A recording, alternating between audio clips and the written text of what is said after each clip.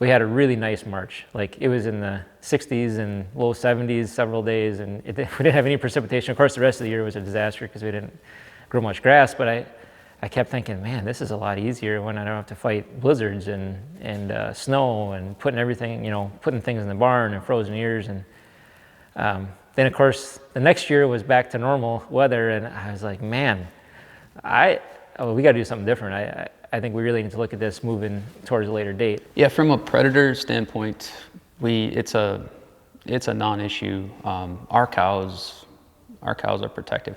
They're protective to the point where we gave up ear tagging just because it didn't make sense anymore out in the open like that. They were a different type of animal, and maybe it is due to predator pressure. But as far as losing calves to coyotes, well, it's a non-issue.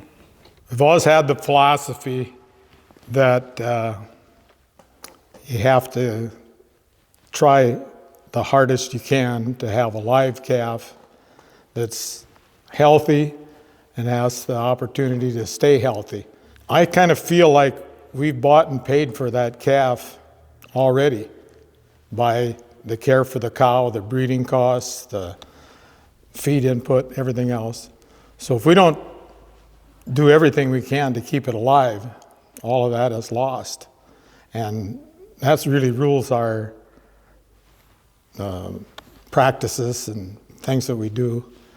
And certainly, nature didn't get it wrong. They're right in a lot of ways. And they're not wrong about having their babies when the temperature is a little more suitable. I don't think there is a perfect time to calf, first of all. If you want to see God or Mother Nature laugh out loud, just tell them what your plans are and what you're going to do to solve them. And certainly if you pick some time or some place, there will be something that isn't perfect. And so by doing it gradually, we found the things that worked for us. We kept those. We basically trial and error other things until we've got at least more things, or most of the things, the way we think they'll work the best. The way nature set it up with the buffalo, they would graze an area and then they would move to a new area. They would graze that area and move to a new area. So the grazed areas had long rest periods. I started mimicking that with my rotational grazing plan. Also, they talked about when you look at nature, you don't see the wild animals having their offspring in the snowbanks. They usually wait until there's green grass. I thought about that, and then I shifted my calving date from the end of March to May and June. So I don't fight the snowbanks anymore, and I don't have to feed the cow as well during the winter because her nutritional needs are greatest after she calves. We've made it to a little later calving date, and it's really been working well. It's not without problems. Last year we had cold, rainy, snowy, icy weather in May, and I lost some calves in May, but that's not typical. This is February, and the typical average temperature in February is 30 degrees or better. Well, it's not 30 degrees or better today, but I got to look at the averages. And I look at the averages with calving later in the year too. So I'm trying to do things where I work more with nature and less against it. And I'm hoping, and I think it's coming true, that I'm turning it into a deal where the cows are working for me instead of me working for the cows. So we operate a diverse operation between running yearling, either steers or heifers in the summertime. We also have 2 hunting enterprises, upland birds and archery whitetail hunting. And so the fact that we've changed our priorities to natural resources and working with nature, the May calving has worked just exceptional. We were able to leave more residual for nesting cover. We tend to bank grass so that we have forage available for grazing.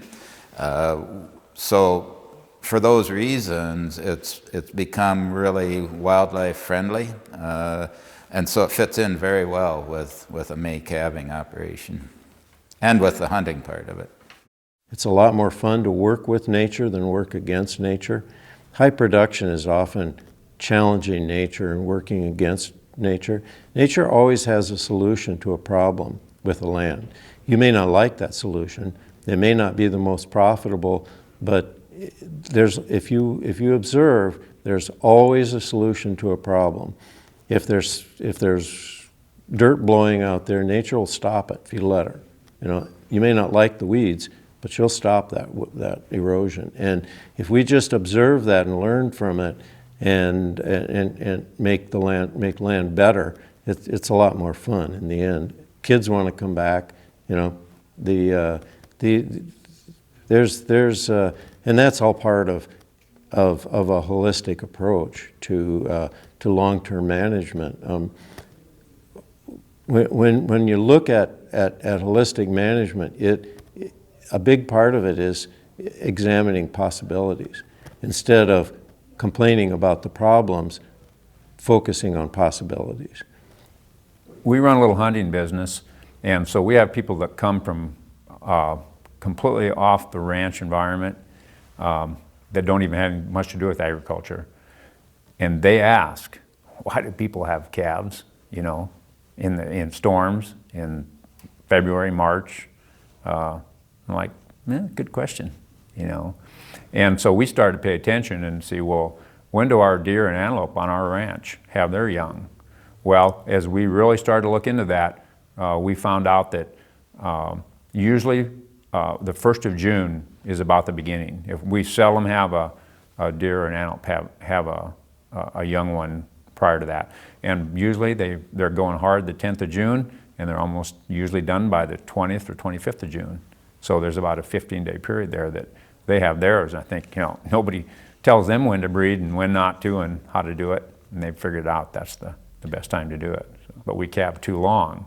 We went into July. We just had our calving date season too long. So rather than to shorten it up and come back out of July, we moved it back up towards the 10th of May and got caught there too in some weather situations. And the grass wasn't quite like what we wanted it. And so we found out, we moved it back to the 25th of May again, and I think it's kind of where we're going to stay for a period of time. Two things. One, it keeps older ranchers ranching and keeps younger ones ranching. It ain't so much of the stress and work. And as far as, you hear the thing, well, I'm farming, I can't be calving. Till you do it, you don't realize the difference in March, April, or whenever calving.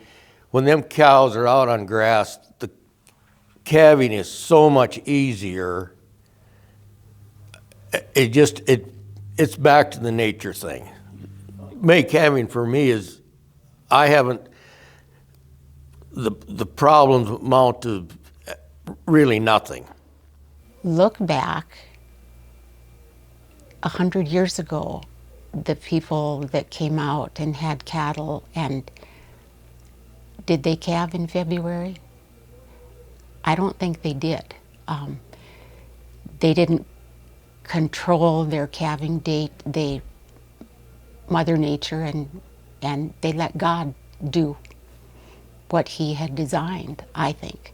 I love my cows. They're not named because it's not efficient, but I love all my cows. I love them, and to watch a choice that I've made, a management choice that I've made, result in a bad ending is heartbreaking. And then to do it over and over again, it just makes you question, what am I doing? But yes, it is. It's so hard to watch a calf fight for its life, because we wouldn't be in agriculture if we didn't love animals, if we didn't love the land, if we didn't love God's creation. We wouldn't be doing this, because it's hard. It's full of, risks beyond belief. But, watching that heifer, turn from a teenager to a mom who knows exactly what to do, it's amazing. There's not another experience like it. And so, experiencing death I tell my kids that, death is part of life, and and I hope that they're more well-rounded individuals because they understand that. But it's also hard when they're surrounded by lots of death, because it creates anxiety and stress and self-doubt, and it's not needed. Yes, life is part of death, but at what scale do our choices create more than we can really handle? And working against nature, why are we doing that? We are responsible. They are our cattle. They don't have names because ultimately, they're not our dog, but or our kid. But yeah, they rely on us, and we take that very seriously. It was kind of a shocker because you realized she's never seen any of this, and maybe the other kids would have experienced pulling calves and that sort of thing, whereas the end one had no even clue what the world we were doing. In June, I think maybe one time we had to go out and rope a cow and pull a calf and do all that, but it's just not an issue. It can be pleasant. It can be a joy. And I told this to Bart Carmichael the other day, I can go and sit out in the pasture and just sit out there and listen to the birds and look at the baby calves jumping around and bucking, and especially in the evening. It's one of my favorite things to do in the world to do. And it's not like I have to be out there. That's the thing. I don't have to be out there because they're quite capable of doing that on their own. But it's a joy to be able to go out there and, just be there. The one thing that we found out with the May and June calving, you've got so many more hours of daylight. And if you're haying, you can run check them cows early while the grass is still tough and you can't bale or whatever, and even late at night. And those cows eventually will take care of themselves. Sure, you're going to have a problem now and then, but you'll have that if you're lotting them up in February. So the main thing that we've noticed is the length of the daylight hours that you've got while you're calving. It's just tremendous. Well, I made the statement this morning out there that these calves are not born with a winter hair coat. And that in itself says a lot. And so why are we fighting nature that hard to get more production out of our cows? And the costs are tremendous. The other thing is my cows hate predators. Well, that first year, there was something bugging my cows to death. They were bawling and bawling and bawling and circling and circling. And I went to find out what it was, and it was turkey vultures. And the turkey vultures had come back. They're not there all winter, but they'd come back in the spring, and they were after the afterbirth.